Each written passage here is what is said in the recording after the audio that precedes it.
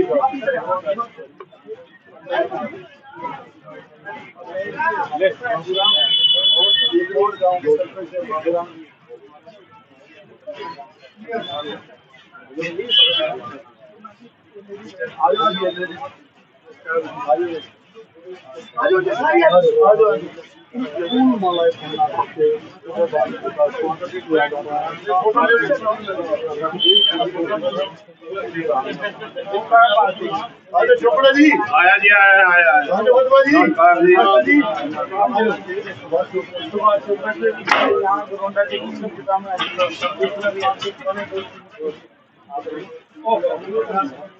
सही चला रहे हैं।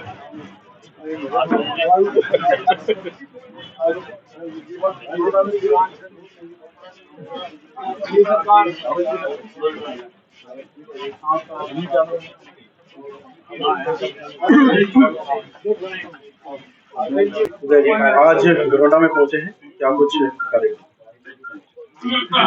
आज गरोडा में मैं आया था। हमारे वरिष्ठ साथी सतीश राणा जी के जो पिताजी की जो है सामने की एकदम डेथ हुई थी, पता लगा था, तो उसमें मैं यहाँ पर आया था। और यहाँ पर हमारे सारे कार्यकर्ता आप देख रहे हैं। हमारे प्रभारी जो करनाल जिले से हैं चौधरी लहरी सिंह पूर्व विधायक, हमारे चौधरी रघुवीर सिंह संधू जी, इधर को हमारे नरेंद्र सांगवान जी पूर्व विधायक, हमारे साथी जोगिंदर चौहान जी, और हमारे सारी जो टीम है, इधर को नैनपाल जी चेयरमैन साहब, सभी लोग से सबसे मिलना जुलना हुआ। और जब मिलते जुलते हैं तो सारी पार्टी की भी गतिविधियों पर चर्चा होती है, सारी चीजें होती हैं। तो लोगों के अंदर बड़ा जोश और उत्साह है। सारा इस भाजपा से मुक्ति चाहते हैं सारी जनता। तो जिस तरह से जो आज हरियाणा में हालात पैदा कर रखे हैं, आज अर्थव्यवस्था पूरी तरह से हरियाणा प्रदेश की ठप होकर के रह गई है। बेरोजगारी आज पूरे हिंदुस्तान में हरियाणा नंबर 1 पर है। 1,82,000 पद खाली पड़े हैं। कोई नौकरियों की भरने की तरफ इनका कोई ध्यान नहीं है। 32 बार पर्चे लीक हुए हैं। जो शिक्षण व्यवस्था है पूरी तरह से तहस नहस हो गई है। स्कूल बंद किए जा रहे हैं। 4,800 स्कूल मर्ज कर दिए, 498 स्कूल बंद कर दिए। तो उससे पता लगता है कि जब हॉस्पिटल में जाते हैं तो डॉक्टर नहीं, दवाई नहीं। कहीं भी स्कूल में जाते हैं तो बैठने के लिए बच्चों के लिए टाट तक कोई उपलब्ध वहाँ पर नहीं है। ना कोई लेबोरेटरी है, ना कोई लाइब्रेरी है। बच्चों के लिए कोई सुविधा नहीं है। स्कूलों का पूरा शिक्षा की व्यवस्था पूरी तरह से तहस नहस हो गई। किसानों की हालत बहुत दयनीय बनी हुई है। कहीं भी मंडियों में चले जाओ, कहीं भी पहले खरीद नहीं हुई समय पे, और जो खरीद हुई है उसका उठान नहीं हो रहा। ठेकेदारों को जो कॉन्ट्रैक्ट दिया गया वो बहुत लेट दिया गया। कॉन्ट्रैक्टर है नहीं कहीं भी मंडी में। तो उसकी वजह से जो आम किसान बहुत परेशान है, एमएसपी से नीचे मजबूर है। गेहूं भी सरसों भी इससे पहले बेचने के लिए, तो बहुत भारी नुकसान में, और उधर को चाहे वो बरसात में और ओलावृष्टि में फसल खराब हुई, उसका अलग से खामियाजा उठाना पड़ा किसान को। तो सरकार के कान पर जू नहीं रहेगी। हमने कई बार कहा है कि कम से कम किसान को 500 रुपये क्विंटल का बोनस दिया जाए, जिससे उनकी भरपाई हो सके, लेकिन सरकार का इस तरफ बिल्कुल भी ध्यान नहीं है। 2024 में कांग्रेस की क्या तैयारी है, कैसे तैयारी है? 2024 में हरियाणा प्रदेश में कांग्रेस, इन्होंने तो 75 पार का झूठा नारा दिया था, हमारा 80 पार होगा। बिना संगठन के आपको लगता है कि जहां 4 लाख संगठन हमारा बहुत भारी मजबूत है। कहीं बीजेपी का संगठन हमारा आगे कोई स्टैंड करता ही हो चुका है बिना संगठन के। आपने देखा होगा, अभी आपने देखा होगा, 1 साल आपको भी 27 अप्रैल को होने वाले हैं। पानीपत में कितनी विशाल रैली हुई, हमारे फरीदाबाद में, फतेहाबाद में, यमुनानगर में कितनी जबरदस्त रैली हुई। सुबह 6 बजे भीषण सर्दी में 2 डिग्री टेम्परेचर में कोहरे में राजस्थान के बॉर्डर पर सभा की। तो बगैर संगठन के थोड़ी, टीम सब जगह है। हाँ, संगठन का जो पूरी जो हमारी प्रक्रिया है वो हमारी गई हुई है। उसमें अभी कई तरह का भी, इधर अब कर्नाटक का चुनाव चल रहा है, नेता वहां पर बिजी है। उससे पहले आपको पता है कि कई ऐसे पड़े, तो उसकी वजह से लेट हुआ है। कभी भी संगठन खड़ा हो जाता है। हाल ही में किरण चौधरी का बयान आया था कि कुछ लोग जो है अपने आप में ही मुख्यमंत्री बनकर पेश होते हैं, तो आप कैसे देखते हैं? लगातार ये तो वो बढ़ती जा रही है। मैं किरण चौधरी की बात पर कोई टिप्पणी नहीं करना चाहता। हम भाजपा से लड़ रहे हैं, और कोई अपने बात में कहता है तो उसका अपनी है। किरण चौधरी भी हमारी पार्टी की सीनियर लीडर है, कोई बात कही होगी, उसे महसूस हुआ होगा कुछ। तो राहुल गांधी के मकान में आप क्या कुछ कहना चाहिए? राहुल गांधी जी ने मकान छोड़ दिया, जो नहीं, राहुल जी के साथ तो ये जो सरकार है, इतनी मतलब निरंकुश सरकार है, इनको कोई भी शर्म लिहाज नहीं, जरा भी। सबको पता है राहुल जी ने कोई कुछ नहीं कहा। एक कोई ये संयोग नहीं था, ये बाकायदा एक प्रयोग है और एक सुनियोजित साजिश के तहत राहुल गांधी जी को फंसाने का प्रयास किया जा रहा है। लेकिन राहुल जी बहुत मजबूत हैं और जो अपने स्टैंड पर कायम है, वो इनका चेहरा बेनकाब किया और करते रहेंगे। वो पूछते रहेंगे आखिर में अदानी के पास में 20,000 करोड़ का वो काला धन किसका है। जो उन्होंने सवाल पूछे और जिस तरह से पार्लियामेंट में पूछे, और जो उन्होंने मुद्दे उठाए, चाहे वो हमारे जो सामाजिक समरसता का जो बिगाड़ने का प्रयास किया जा रहा है, जो हमारे देश में धर्म के नाम से, मजहब के नाम से, जाति के नाम से, एक दूसरे से इंसान से लड़ाई की जा रही है, जो नफरत के बीज बोए जा रहे हैं, उन सारे मुद्दों को राहुल जी ने उठाया। महंगाई को उठाया है। सारे जो इनके जो भी वायदे थे, वो सारे, एक भी वायदा कोई भाजपा ने पूरा किया हो तो बता सकते हैं। कई बार पूर्व राज्यपाल सत्यपाल मलिक के साथ जो है किस प्रकार जो उनको गिरफ्तार किया गया, वो हमें तो उसको कैसे? सत्यपाल मलिक ने इनको पूरा नंगा कर दिया चेहरा।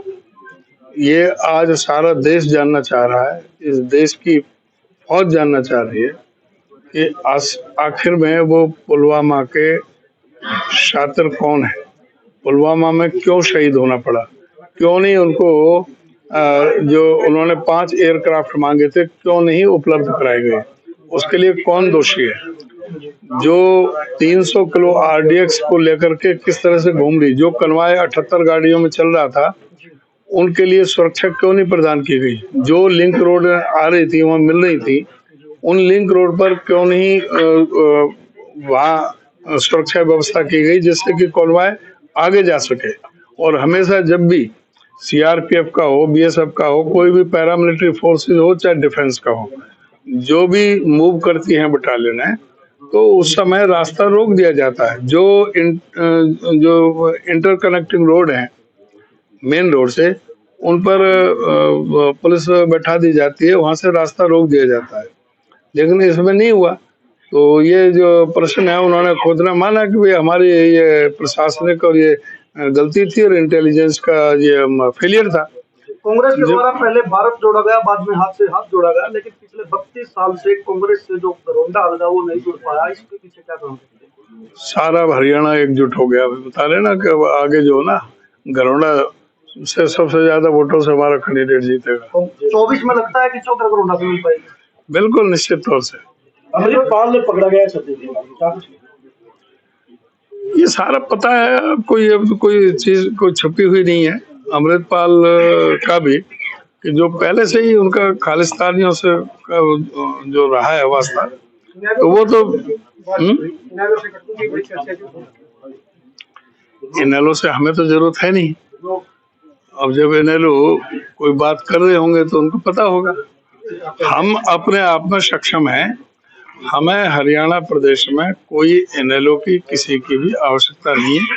90 के 90 विधानसभा क्षेत्रों में, 10 के 10 लोकसभा क्षेत्र में हमारे पास पूरी तरह से सशक्त उम्मीदवार है।